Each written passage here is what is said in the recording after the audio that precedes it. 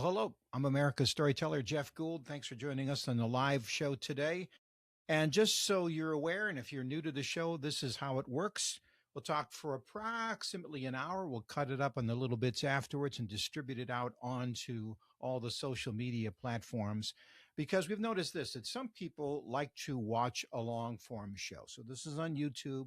They can watch it live. They can watch the whole program with me and Dwayne later on. Sometimes they just want little snippets. Sometimes they just want script. Sometimes they just want audio. Sometimes they want little video things or shorts or reels. And this is what we're noticing. So the thing that's getting the most activity, I guess it doesn't really come as a surprise, are short video clips. Now, short video clips are entertaining, but don't really necessarily tell you exactly who the person is. But as we're discovering, that's how people are invited into the bigger tent. It's these little short clips that get people tantalized before they say, well, I wonder what this Jeff Gould guy is about. I wonder what I Like That Story is about. And we did a little experiment where we did for 31 days these little segments called Keep or Toss. And they have been going gangbusters on social media. It turns out that people really like it when a guy looks at something and tries to decide, is he going to keep it or toss it? And Booker has a couple of examples for you. Let's see what we got on our first example. All right, keep or toss?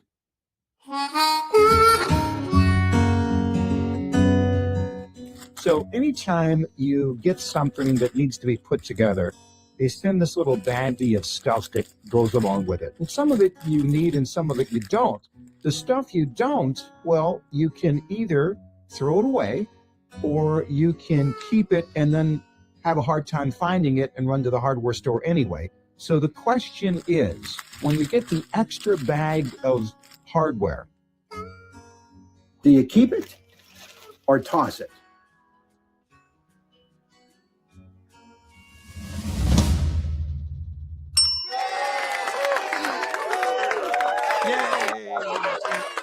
Yay, and the crowd goes wild. Of course you keep stuff like that. Now I have probably a box about the size of it's bigger than a bread box. Who even knows what a bread box is? I got a lot of hardware I'm still waiting to use. Here is the other example of thing that I should keep or toss. Go ahead, Bo.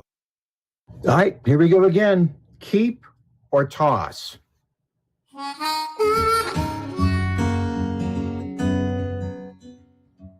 This is my dad's 35 millimeter camera with the case. The Walls Envoy 35. I think my grandfather had it first, and since my dad has the same name, he just sent it right down the line. And look at this. They used it for every special event, and I guess that means that if there was a stick pin for boutonnieres or corsages, they just kept them in the box so everybody could have a supply if they needed. And this was the frustration of my youth. See all these gizmos? Everything had to be adjusted and twisted, and this lens thing, oh man, it was never right. He would look at it and go, and he'd mess with it, and then see, he'd be there on Thanksgiving, fork ready to eat, and he'd say, no, got to get a picture, and he'd bring this thing out, and he'd mess with all the dials and look at it, and so, whoop, okay, now say cheese, and you'd say cheese, and it would just sit there while he was fiddling with it. And then just when you relaxed, that's when the camera would go off. And he wouldn't find out till like 6 weeks came by, and it would come back from the print shop, the developer, and then he'd look at you and say, so anyway, so that's how they took camera pictures back then. And my question is this: do I keep it or toss it?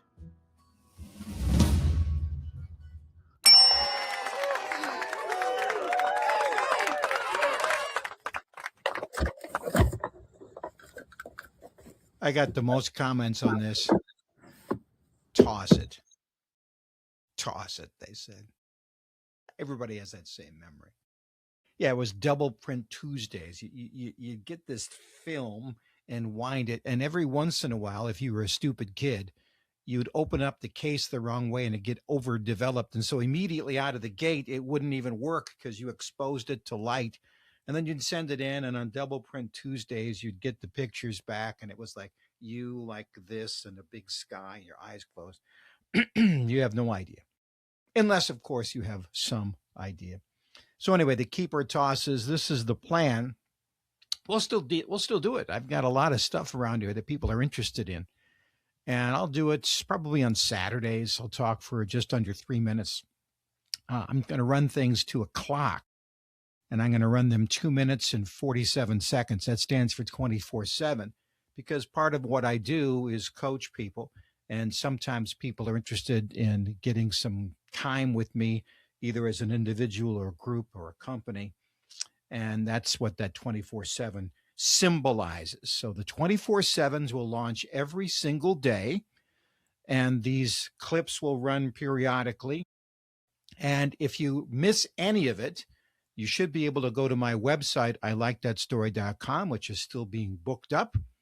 And also, you should be able to find it on my niche cast, I Like That Story, through Live 365. So, all different ways. That's a little stuff that's behind the curtain. Speaking of behind the curtain, we're ready to go to our next chapter, chapter 2. All right, let's bring up Dwayne. Dwayne's been in the hurt bag. He's had some neck surgery. So if he winces or collapses or goes into a seizure, we have some fill-in clips. So don't worry, Dwayne. Don't worry. If you have sudden pain spasms, the show will still go on. And I know that's a big concern of yours. Okay. You just got back from Orlando, and it was some big home builders thing, right? The International Builder Show, the largest light commercial and residential show in the world. Yeah.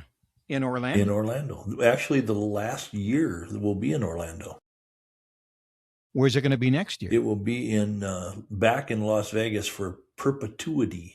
Right now, I think we're completely booked up. We have guaranteed dates through 2037. I haven't decided if I'll be there then.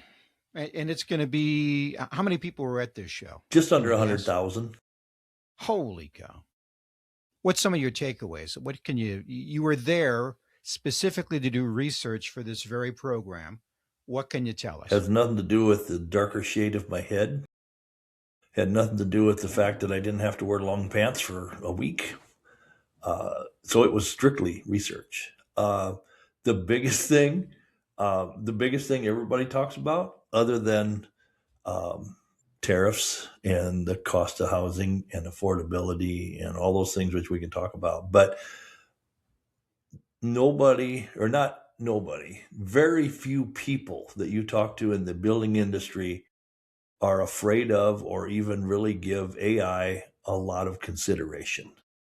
Maybe to write a book report or a synopsis of something they saw, or chat GPT to answer an email or something like that. But as far as within the construction industry, I haven't seen AI lay under anybody's sink to fix a leak. I've never seen AI on a roof putting on shingles. I've never seen AI drywall or do finished trim. So, we've had a pretty severe labor shortage, skilled labor shortage, trade labor shortage for a few years now since COVID, because we always said that COVID kind of took out the middle. You've got your lead guys, your foremen, your superintendents, your really highly skilled, experienced people. They were always the last one to be cut when there wasn't, when the economy would turn down, or in some cases, COVID shut everybody down. And then there's always the new people that are coming out of trade school, trying to get a job, trying to get established, trying to get started. But what it really affected was the middle. And that's let's call them the 30 to 45 age group, because, some of the older people would say, well, I've made a pretty good living and I can withstand a couple weeks here and there that there isn't a lot to do, whether, it be economy or COVID again. Whereas the 30 to 40 saying, got a house payment, We got at least one car payment. You probably got a couple little kids in daycare or in school and daycare. And they just got to the point of where they had to go do something else. And, And they're not coming yeah, back. in a lot of cases, once they found something else, they just said, I'm not coming back. So Now, I will say, Dwayne, in AI, I saw this a couple of different places that some of these builders, because people have no imagination, they put on these virtual goggles and you walk into what your house is going to look like and you can move walls and furniture. I know that's maybe a gimmick, but it's a very effective gimmick. And that probably is AI driven. Did they have any of that stuff down? well, and that's a lot of what we're seeing even now when you go into the trade schools and even grade trade school grade school. No, we're in the grade schools trying to get people to come into the trades, but you're seeing more and more of that because the kids are used to it and they've seen it and they've seen the goggles and they've probably played the video games and all those kind of things. So if we can incorporate that some into what we're doing, we can have a kid come in and pick up a welding, not torch anymore. It's the electrode, because nobody uses a stick welder anymore. It's all wire feed welding. But they can come in, pick that up, and actually do it and see it as they're welding, and you get a score on it. So we've got AI for truck driving, we got AI for excavating, we got AI for plumbing, for carpentry. It's You're saying it's being used well for training Mhm. and maybe for visualizing for a customer. I remember back in the day, I scored pretty well because I had the ability to read a blueprint and I could visualize it in 3 dimensions. And that's a kind of a rare thing. A surprising number of people cannot see a 2 dimensional thing and visualize it in 3 dimensions, and much less put carpet in the right color and the appliances and sell all the sizzle that goes with it. Was there any talk about tariffs and how that has affected, business for you? Well, it's always been probably our biggest tariff that most people understand is the Canadian lumber tariff, because for years and years and years, we kept arguing that Canada was dumping lumber in the United States. The United States lumber companies couldn't compete. And it didn't directly shut down a lot of the lumber production in the United States. There's a lot of other things too, but they're saying, well, it's unfair. So we're going to tax, and tariff is a tax. So we've been paying that. And then during the recession, from probably late '08, early '09 until about 2012, there were a lot of United States lumber mills that just couldn't make it because the demand was gone.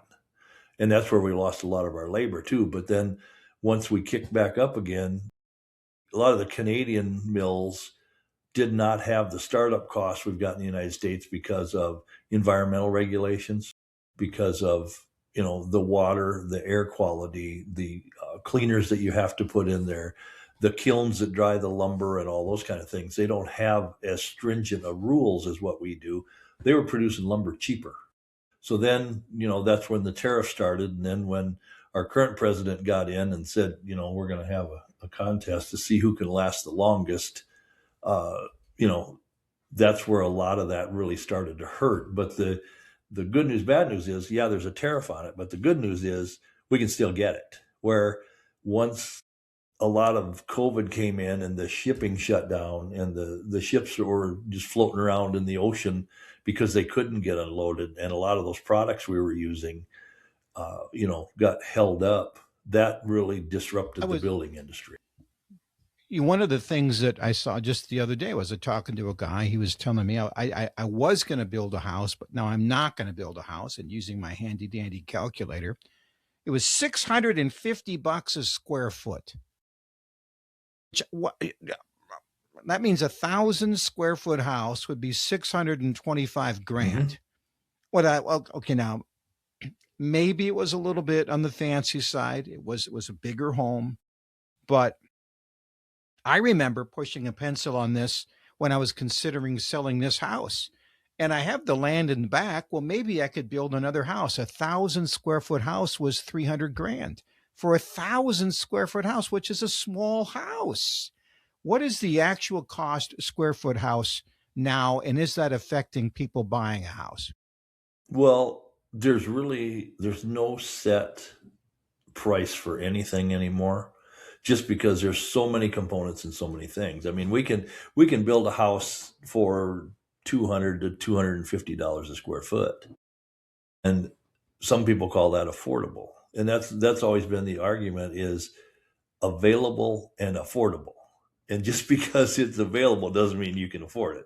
So, in the starter market. So at the lower margin of affordability, 1,000 square foot house, which is too small for many people, that would be 200 to 250 grand. And that's probably attached. It's not a single family standalone. It's a duplex of some kind. And a lot of them that I've seen I live out in the country, kind of like you do. And on my way home, I see that they're putting up a lot of these twin homes. There's a lot of them that are it's a fourplex. It's not like you would see a fourplex apartment. There's 4 individual housing units with 4 individual garages.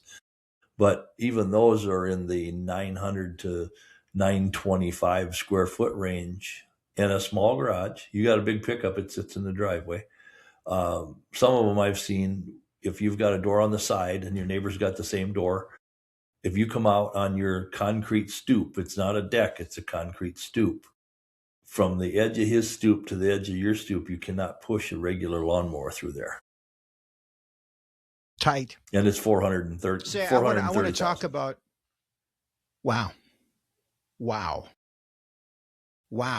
Well, then you got to figure, you work the math back and you say, well, if the average person needs to spend, and the rule of thumb is a quarter of your gross or a third of your take home, you've just priced out a lot of people about it. I do want to circle back to this topic because I want to see if anybody's talked about, if there's any talk about, converting storage containers or RVs or any of this sort of stuff, because while many people who have jobs struggle, people who are really on the edges, I mean, they're not living, they're homeless. They have no shelter per se. I want to see if any of that was talked about at this. But first, I want to do a little side track, if you will. And let's just say, I just want to bring in this is the bell ringing for the boxing, right? Because this is what I want you to talk about. Booker, pull this up. We call this the trades wars. So here's our AI graphic, because this is what I've noticed. Whenever these guys get to build the house, even though it's like the U.S. military, right? They're all trying to do the same job, but they all get mad at each other. Whether it's the Marines don't like the Army, don't like the Navy, don't like the Air Force, or they call it the chair force. Everybody has a derogatory term for the other things. What is it? Just work your way through the trades. What is the modus operandi? What is the stereotype of the different trades and how they do or do not get along with the others? I did a funeral for a guy who was a bricklayer for foundations, and I was struck me that those guys you didn't mess around with them. They got in, got it done, no muss, no fuss, on time, on budget. They were just solid. True? Yes, because they're first. Yeah. Okay. And they don't really have anybody to compete against. And now we get the framers who have to work with the electricians, who have to work with the plumbers. So let's just talk about the next phase and what's going on here. Well, as somebody who started very, very early, many, many years ago as a carpenter, we always said that the carpenter's job was to put it together so all the other trades can cut it apart. And by saying that, once we get everything on, and I got a lot of things I'd really like to say, but I got to go to work tomorrow and work with some of these guys. I'm going to say this, okay? My house is an older house. I had a plumber come in. I said, I need a pipe to go from here to here. He takes a Sawzall and he takes my joist, which is 12 inches. And why is a joist 12 inches? To hold the load. and he took his sawzall and cut a V out of it, about an 8.5-inch V, so he could get that pipe in. Didn't use a hole saw. Didn't do that. Took a sawzall. Thank you, pal. Thank you very much. So you didn't say that. I said that. Mm-hmm. Plumber. So the carpenter builds it so the other guys can cut it apart. Yeah. Now, what do they say about the electricians? Well, the electricians never sweep up, you say, right? No. We always said that's the joke when you send a young person to trade school and they decide they're going to be in the electrical field. The first thing they get all, sat down and comfortable in their chair to learn in their learning lab, because there's the technical terminology and all these things in one lab, and then there's the hands-on learning labs. Well, when you're learning the terminology and all that, when they sit down, the instructor comes in and it's probably got a PowerPoint or something like. When I went there, it was usually slides, but he's got a PowerPoint. First thing he puts up on the board is a broom in a circle with a slash through it. And he says, no matter what happens for your whole life, most of you people are probably 18, 19, 20 years old. You do not use this. I'm not going to tell you the name because you don't even need to know the name of this apparatus. You do not touch it. You do not use it. You don't have anything to do with that portion of your job. Your job is to cut and drop and cut and drop. And then at the end of the day, you go home. And what about the plumbers now? What are we going to, we just got to throw some shade on that. Well, the plumbers are another very unique group of people, because they come in, and it used to be once you either laid the block for your basement, poured your basement, we put the gravel in, so everything's nice and level and ready for the floor. Then the plumbers would come in and it's called the groundwork. It's all the underground plumbing for, the basement plumbing, toilet, shower, a bar, whatever you're putting in there, but it's also the rough in for upstairs. So there's a lot of plumbing that runs under the floor that nobody ever sees, because you want to hide your main sewer stack in a wall where you can't see it. You want to hide your kitchen sink line. So there's a lot of things that go on there. Well, they dig trenches like badgers, and then they call for inspection, and then they leave. And so you come back in and say, you guys going to cover that? And they go, well, that's concrete guy's job. No, concrete guy's job is to pour the floor. Well, we got to go. Then the general, which I guess I differentiate. I've always been a carpenter builder rather than a general contractor. Guy drives around the truck. His left arm's usually suntan from hanging out the window in the summertime. In the wintertime, you just roll the window down far enough to go, you guys need any nails or anything? Okay, I'm going back to the office. That's a general contractor. My book, you can call me, email me, I don't care. I'll defend that forever. But then it falls back onto either the project manager, superintendent, whoever's got to do it, to make sure the trench gets filled. The other thing that happens now, not as much, because we've got the floor trusses, which are webbed, and you can run just about anything anywhere you want to go, rather than the old floor joists, because those guys would do an amazing job of just sawing up everything that was in front of them to get their pipes in. Yeah. So I had an HVAC. I had a furnace. This is a 130-year-old house I'm in. I had a furnace in the basement. And to put that that flue in, they cut across every single 14-inch joist. It's a wonder. In fact, it's a miracle what this house was able to stand through with all the stuff they cut up. So that's the trades. If I'm hearing what you're saying, if you don't want to, it's sort of like this. If you don't do a job, who is going to do it? The job isn't going to finish itself. Actually, the job does finish itself. If you leave and they're on a time frame, you just have to leave, and somebody else is going to do what you don't want to do. So if you don't want to fill in the trench, all you got to do is look at your watch and go, we got to go to a different place. Yeah. And then the bill shows up in your mailbox. Maybe you do, and you're just a snicker or something like that, I'll take care of it. I did a funeral once for a guy who was, they really liked him because, man, did he defend his subcontractors. But he was tough on his subcontractors. If he said, listen, if I get you on this crew, you're showing up on this date and you will get in on this date and you will get out on this date. I will clear the way. You will have free sailing. But by God Almighty, if you don't show up on this date, we're done. Well, that meant that they had to be there, but it really was easier for them because they were guaranteed that business. And he built hotels, if I remember right. And he just took these guys. Once he got his subs and they were tight and they were loyal to him and they were obedient to him, everybody really prospered. But what happens is that this guy runs 2 weeks behind, and meanwhile you got to go to talk to somebody else, and then everybody gets pushed back along the way, and it's just, have you seen the movie The Money?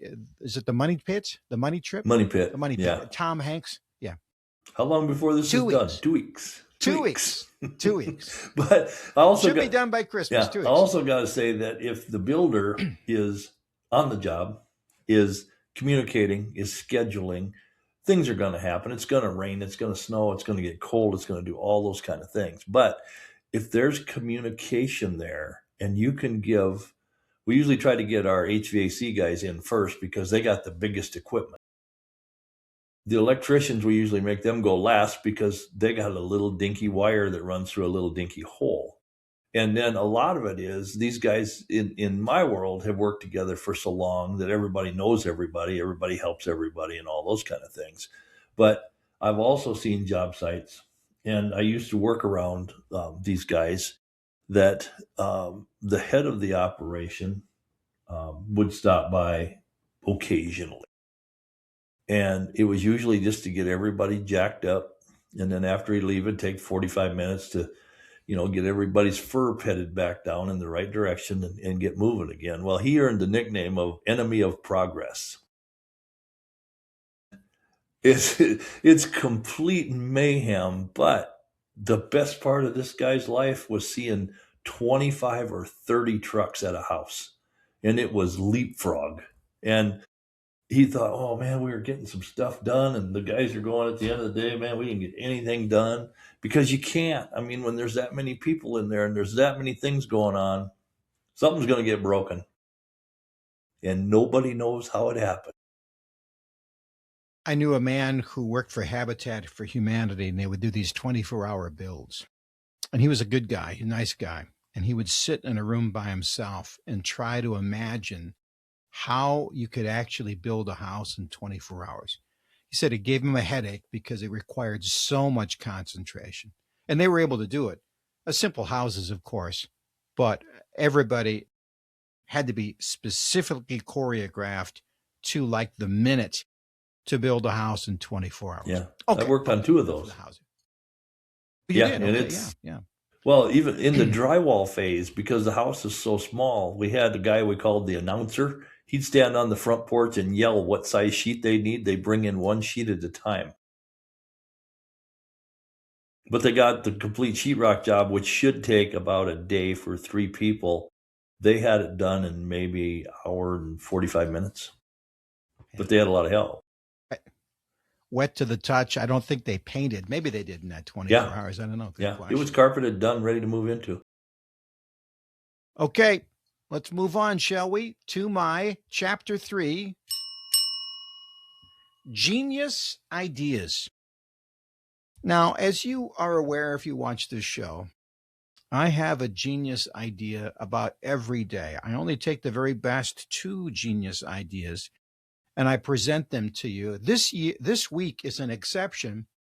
I actually have 3 genius ideas.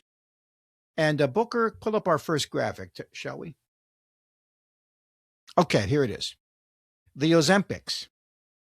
Now, the Ozempics, I mean, you just go with this. All I did was just give out the title because this could be anything from a Saturday Night Live sketch to an actual legitimate organization that tries to help people who are trying to lose weight. I mean, we could literally have weight lifters and weight losers. You could do anything you want. I'm not the Don Rickles type that's going to make fun of people trying to manage their weight. I just see this as an opportunity for you. What can you do with that name, Ozempics? And I think you've got a built-in corporate sponsor if you look carefully for that. So that's our first genius idea. By the way, you'll get a chance to vote for these genius ideas. That's our first one. The second one, if it's the one I'm thinking of, I picked up when I was going down the interstate, and I'm watching these trucks kind of moving in and out of traffic. And there's cars kind of trying to draft these trucks. And this is my concept that I actually think will come to fruition. Are you ready? Here we go. I-trains. Okay. Now you can see there, Dwayne, that train, I mean, that's just showing what's happening to the cars in front. So for just kind of in your mind, get rid of the train and just look at the cars. See how they're all drafting each other? If you've ever spent time on a bicycle or watching NASCAR, 80% of a car's energy is used moving the air. So if you could draft, say, 8 inches behind the car in front of you, think of the money you'd save. Well, all of these self-driving cars, which are now being introduced, could connect to each other virtually. So let's just say you're getting on the interstate, and when you drive across your state, a long, long drive, and you pull up your app, and you got one of these cars. Let's just say you got a Tesla, and you say, "Anybody got an I-train?" You say, "Well, yeah, I'll do this. I'm 2 miles down the road." Well, that car has the same app that you do, and you both plug into the app, and then both cars are kind of controlled and allow that second car to just snug in right underneath the draft of the other one. Now, when you do that, the guy in the front, his gas mileage isn't going to go down. But the guy behind him, oh man, he's going to have real savings, and everybody in the rest of that train will have savings. Well, part of the app is that if you agree that this guy can tail you, he's going to send you money. So everybody is going to save about 30 to 40% on fuel consumption with the I-train concept, which I don't think is just a fantasy. I think you're going to actually see that in the next 10 years. Wheels off, running right behind the car in front of you, just like this, just as if you were being hooked on behind a locomotive. All right. So that's my second idea. By the way, any input so far on these ideas? Well, I think that idea was taken from the geese, because when the geese fly south, yes, the front one will paddle along there for a while and then drop back and rest. And I noticed too that, when you look up into the sky and you look at that line of geese and you try to figure out which way the wind's going and all that, and then you ask yourself, why is that one line longer than the other one? And it's because there's more geese in that line. A mystery solved. A mystery solved. I'm a helper. Now, another mystery. I'm at a wrestling match out in western South Dakota, and a lot of legitimate cowboys. I mean, these guys are off the ranch. Their hats are real working man's hats. They are ranchers. They're all wearing cowboy hats. I saw no cowboy boots. None. They've all been traded in for Skechers or athletic shoes. Nobody's wearing cowboy boots anymore, which brings up an opportunity that I'm going to call, pull it up here, Booker, foamy llamas. So these are not Tony llamas. These are foamy llamas. They look like cowboy boots, but they are soft and spongy like Crocs. So you can lounge around in them. You can look tough, but your feet will be soft and smooth to the touch. So, foamy llamas, I-trains, Ozempics, and you get a chance to vote. Now, now, Dwayne, your vote will not count.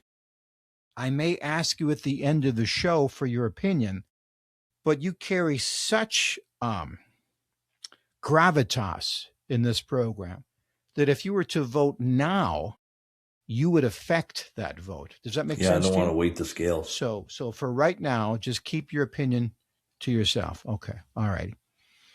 So that's it. Now we move on to chapter 4, movie trailers. I asked Dwayne before we got going if he had his favorite war movie. Isn't that terrible? Favorite war movie. Movies about people killing people. What's your favorite movie about people killing people? It's too bad that it's that way. But war movies are, anyway, epic. Except for the one you brought up. There was no killing Probably in that this movie. Do you want to break the... yeah, Stripes. Nobody was killed. That's the fact, Jack. Nobody was killed in that one. Nobody was killed in that one. But that's not my favorite war movie. But if you want to watch an excellent, excellent movie, let's play the trailer right now from a movie that's over 40 years old, but really wears well. Go ahead.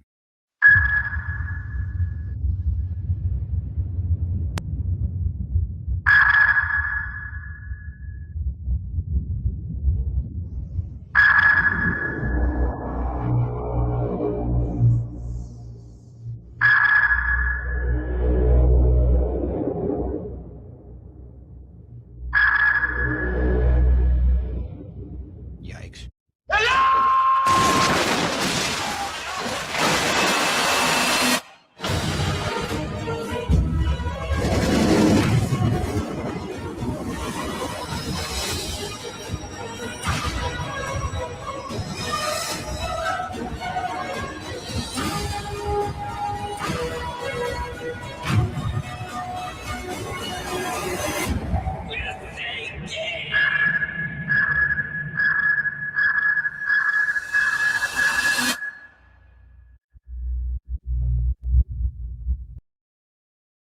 Yeah, Das Boot. That's German for the boat. And the best way to watch it is German with subtitles. And it is, and I'll just tell you, you know, the beginning of Star Wars when they have all that print on black and it kind of says, this is what I remember them saying, something to the effect of, during World War II, 90,000 German soldiers served on U-boats. 90% of them never came back. There's your nice little stat going into it. And then it's these guys who get in this boat and you see them trying to stay alive. And what I think, there's a couple of things about it, Dwayne, that you would, first off, man, do they make a good job of showing you just how tight those quarters are. Very claustrophobic. You are surrounded by hams and food just hanging around and people trying to edge around each other. You will see, as you saw on that clip, just how rank the air gets because you can see it. These guys are just living in fog. It's like you can smell what that claustrophobic air is like. And then they try to shoot down a ship, and then, you know, they start dropping these depth charges on them. And holy cow, man, it's Booker, did we figure out where we could see this? Do we have to buy it? Is there some sort of place we can watch this, or is there some streaming service that carries it? DASBOOT, Das Boot is the name of the movie. Have you seen it? Yes, as a matter of fact, I saw that it was 1982. Oh yeah, that's 40 plus years ago. But yeah, I remember, and I don't remember if it was in the 80s, 90s, what it was. But yeah, it's probably not something that... It's on Hulu? Hulu, Tubi, YouTube, Director's Cut on Netflix. Yeah. Yeah, you should. So if you're like me, you might have seen it when it first came out. Is that right? I think probably within a couple of years. I was a kid anyway. when I saw it. Yeah. But you don't lay down and go to sleep right after you watch that either. Oh boy, you sure, boy. You need to walk around and let your blood pressure resume back to normal. Yeah. Right.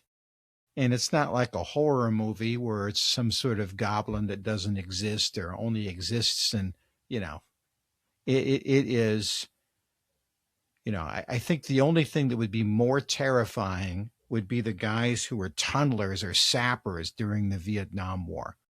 I mean, that would be even more terrifying. But this is the nature of that.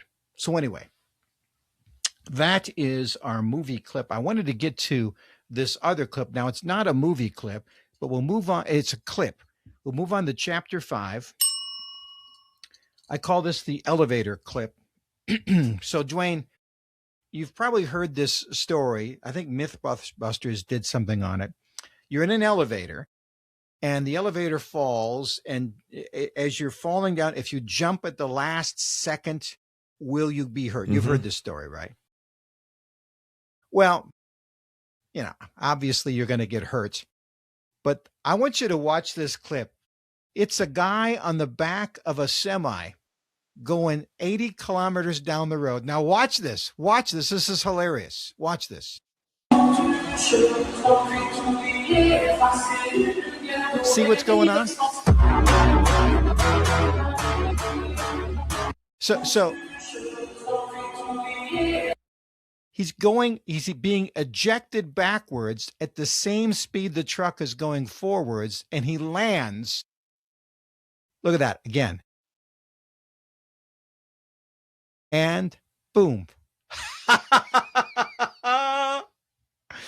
Oh, have you seen that clip, Dwayne? No, but I saw a couple of them where there were guys on a flatbed trailer being pulled by a pickup that tried the same thing. It went horribly wrong. Oh, yeah. The question is, so you got your one vector going forward at 80 kilometers an hour. Is there another vector that will completely cancel it out so nobody gets hurt? And I've always done it the same way that you're thinking about, with somebody in a car. I've never seen this. And think of that. I mean, think about that. You're on a truck, on a flatbed, exposed to the elements, and you're on a rocket sled. But talk about adrenaline. I don't know how that guy could be sober enough to stand up. Would you do that? Would I? Hell no. Not even when I was younger. To the man who's just had neck surgery, would you do that to the man who has neck surgery? I'll bungee jump, I'll parachute, I'll do a lot of that. I will not do that. That looks beyond crazy. It's stupid. But now think about that. So you're going backwards, and you feel like you're going backwards, at this case 55 miles an hour. And then the rocket sled hits. Suddenly you'll not feel like you're going backwards, and you'll look down, and instead of the ground rushing by, it will slow down until you're just like basically jumping off the back of a pickup. Boom. If everything times out perfect. As I said, if everything times out perfect. Better have your padded Crocs on. Now, the way you can tell that operation. Foamy llamas. Definitely foamy llamas for that. I found out that Crocs have a sport mode and one other mode, because you either put the back straps up or down. And one sport mode, and I don't remember what the other one was. My grandkids told me that. I guess if you're going to run or you're going to walk. I don't get it. There's a lot of people who like Crocs, and I'm not meaning to disparage you, but I'm just saying, I don't get it. It's like moon boots. I never got moon boots. They were sweaty and had no support. I see no difference between them and Crocs. So that's the concept of the elevator clip. So I do know this. I think that particular video got, millions of views. But if it had gone horribly wrong, it would have gotten 10 times more views than that. Right. So if you decide to do that, there's no bad side, at least in terms of viewers and clicks. If that's what you're interested in. Looking for likes. If that's what you're interested in. Okay. Would that make you an So- influencer then? We need to get to influencers, whatever. Okay, so let's do this. We're going to get to the mailbag, but now is it's time for us to figure out which of the genius ideas our audience has been most enamored with. We have Ozempics, which is a play on the Olympics, only with Ozempic. We have iTrains, which is cars drafting each other down the interstate using AI technology, self-driving cars to get them nice and tight, so everybody's drafting everybody and then saving together on the cost of fuel. And then we have foamy llamas, which are cowboy boots that are super spongy and comfortable.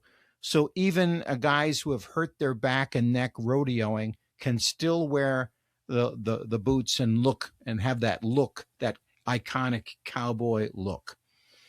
So what did our audience, Booker's been checking on those. What did our audiences say? Foamy llamas.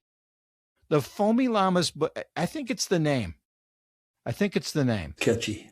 Do you think that Tony Llamas would go after you if you had foamy? If you tried to go to market with foamy llamas, do you think you'd get some pushback from Tony Llama? Well, it's spelled differently because Tony Llama's only got one L. That's true. So yeah, that's true. Probably as long as you don't copy the color or the soul. Did you hear like that? Did you hear that the Utah Yetis, the Utah hockey team, wanted to be called the Utah Yetis, but the Yeti cooler people said no, which I thought was ridiculous. Come on, talk about great marketing, but they said no. So Yeti, the fictional Yeti, is not in the public domain. Somebody can copyright that. I thought maybe if it was a name of something, I didn't know somebody could claim it, but maybe they can. Good point. Boy, that's great. But I'm just saying, if I was the Yeti cooler people, I'd let them use the font. I'd let them use the coolers. I'd let them use the swag. I would be all in on that. Unless the hockey team wanted a ridiculous amount of money or something, I would totally be in on that. We'll have to find out the details. If you are with the Yeti company, let us know. If you're from the state of Utah, feel free to comment. We'd like to see your input as well. So we are getting to the end of our program. It's time for us to check the mailbag. We are now Chapter 6, Mailbag. All right. This is where you, the viewer, the listener, the watcher, the fan of the program, get a chance to send us questions, and then we answer those questions. What's our question? Booker's pulling it up. Sorting through, no doubt, millions. Wait a minute, is that supposed to be me? Now, I'm going to tell you something interesting, Dwayne. When they do an AI picture of you, I think it looks exactly like you. Does that look like me? Thank you. Right. What process do you follow when you write your novels? This is from Bill A. So, oh my, I guess he kind of looks like me. Maybe he looks like my brother. He looks like my younger brother. He looks like my brother who's 20 years younger than me. This is where you jump in and argue, Dwayne. This is where you say, no, he doesn't look younger than you. Okay, so this is the process. In fact, let me just pull one of these books right back here. So everybody writes books differently. This is one of the crime novels I wrote. This one takes place around the Sturgis Rally in South Dakota. And some people, and everybody's different, some authors sit with a sheet of paper and they write an outline. And the outline says, Dwayne Bickett in this deal meets his nemesis, Al Plummer. And they're going to have an altercation over at the Smith job site. And this will mean that Susie electrician will come in, and then we write out the whole thing. It's in an outline, and then you fill in the outline. That's one way. Other people, they just sit down and they just let her go. And that's kind of what I do. I say, well, I know generally speaking what I want to have happen. And I know generally speaking who the hero of my story is. And then at the beginning of that story, I have that person meet somebody, and I just write down what they say. In this particular case, at the beginning of this, is a guy who is in a motorcycle gang. His name is Deep Purple because he had a shotgun blast to the face when he was young, and it made a portion of his face a purple to the color, so they called him Deep Purple. And he's a member of the gang, and he's out patrolling in this little town. It's a hot day, and he sees something that he's not supposed to see, and he knows immediately what it is. It's the leader of the gang's girlfriend who has been in hiding. And she is terrified of this guy. He is going to be released from prison. He's a very bad man. And she looks at him beseechingly, saying, please, please, please, please, please don't tell him. And then he rides off on his motorcycle. And she knows, of course, that he's going to tell him. So now that's the premise. That's the beginning of the book. And you have to say, well, what's this girl going to do? Is she going to run, which is possible? Is she going to stay and then face this guy who is really not a good guy? He is a killer. Well, how can she possibly stand up to a guy who is that evil? Well, and the question of the book is, Dwayne, that was an interesting question. Could you kill somebody? Could you kill somebody in self-defense? How could you possibly do it both physically, mentally? How could you toughen yourself up morally to do it? How could you get away with it? So, you would be able to get him before he gets you, but you could get away with the crime. How exactly could that possibly happen? And so that's what I wrote the book about. I wrote the book about that girl who I liked, and I wanted her to survive. And I found a really, really bad guy, a villain. And I was able to have her. Well, I won't give it away, but there's a great scene that takes place. It takes place, Dwayne, in a tornado in August and a grasshopper plague. So a bunch of grasshoppers get sucked up into a tornado, and they rain down on this poor hapless town on a hot, sweltery day in August, just before the Sturgis motorcycle rally. I suppose you're asking, Dwayne, well, did you write more books? Well, as luck should have it, look, here they are showing up on my shopping cart. Dead Air, Dead Heat, Dead End, Dead Line. There's a fifth one inside my head. I have to get it out. And then this is the CD. That stands for compact disc, which is something you're too young to know about, but it has some of my Christmas stories on that. So there we go. So that's pretty much the end of the show. We're going to call this the credits segment now. This is where you get a chance to ask any kind of follow-up questions. Dwayne, what do you got for us? What are your thoughts today? I'm still going back to that nobody got killed in war because it's a Stripes movie. And I hadn't even given that a thought when you asked me that before until you brought that up. And then I kept thinking of the urban assault vehicle. And it was that lime green motorhome. And I don't know why I got stuck on that. Maybe it's because I had to think so hard today. And isn't there like a scene where Bill Murray is with a spatula, kind of, there's a girl sitting on the stove or something. He's kind of like, doing what Bill Murray He was giving her the Aunt Jemima treatment. I don't know why I remember these lines from these movies, but yeah. I know. And it was what the sergeant, lighten up, Francis. That was another one. Yeah. All right. Well, so Dwayne, you are your neck is healing. at a slow but sure pace. Slower than I want it to be.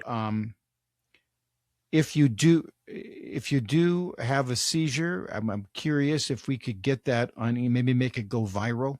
No, that's terrible. You'll be fine, Dwayne. I'm only saying that because I'm certain that you'll be better. So, Dwayne, thanks for your time. You're going to be around next Monday? Yeah, wouldn't miss it. Okay, good. All right, that's good. All right, good. So we'll post segments of this. Tell your friends, put your comments below. Glad to have you on the program today. And until we talk next week, I'm Jeff Gould, America's Storyteller, with Builder Bob, Dwayne Bickett. God bless.